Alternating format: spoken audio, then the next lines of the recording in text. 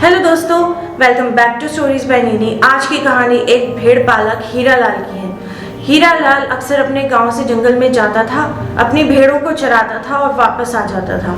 अब जंगल में जाने की जो टाइमिंग होती है वो बहुत ही ज़रूरी होती है। मतलब उसे सुबह सुबह जाना होता था, दिन में भेड़ें चरानी होती थी और शाम होने से पहले अपने गाँव वापस आना होता था। ऐसे ही एक दिन हीरा लाल अपनी भेड़ों को लेकर जंगल में गया। अब शाम के 3 बजे अचानक बहुत तेज बारिश होने लगी। बहुत ही तेज बारिश हो गई थी, एकदम काली घटाएं छा गई थी। दिन में भी ऐसा लग रहा था मानो कि शाम के 6-7 बज चुके हैं और धीरे धीरे पूरी तरफ अंधेरा हो गया। अब इतनी तेज बारिश में हीरा लाल कहाँ जाता अपनी भेड़ों को लेकर, तो उसने देखा कि पास में एक चट्टान के पास एक गुफा टाइप की बनी हुई है, तो वो जाकर उस गुफा में बैठ गया। साथ ही उसने अपनी भेड़ें ली और एक चट्टान की ओट में उन्हें बांध दिया। अब हीरा लाल वहाँ बैठे बैठे सोच ही रहा था कि क्या होगा कि शाम के 7 बज गए और बारिश रुकने का नाम नहीं ले रही थी। चारों तरफ घुप अंधेरा हो गया था, एकदम सन्नाटा। अब ये जो गुफा थी वो दरअसल घाटी से उतरने के रास्ते के बीच में थी।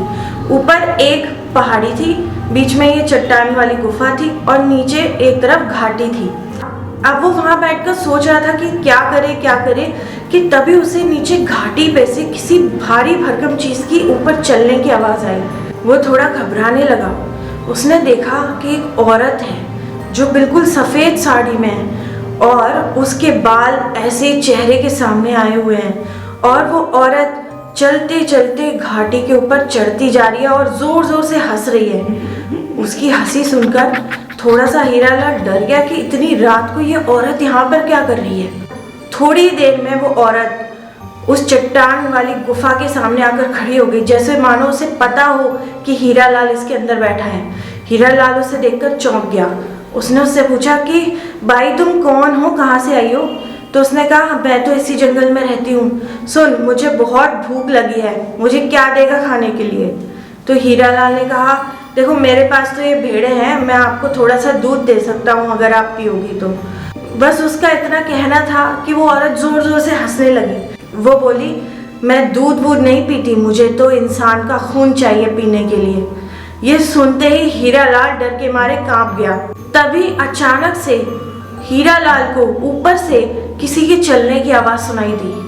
अब तक जो हीरा लाल की भेड़ें थी जो उस औरत को देखकर डर के मारे कांप रही थी, वो अचानक से शांत हो गई, जैसे उन्होंने किसी के ऊपर आने की आहट सुन ली हो।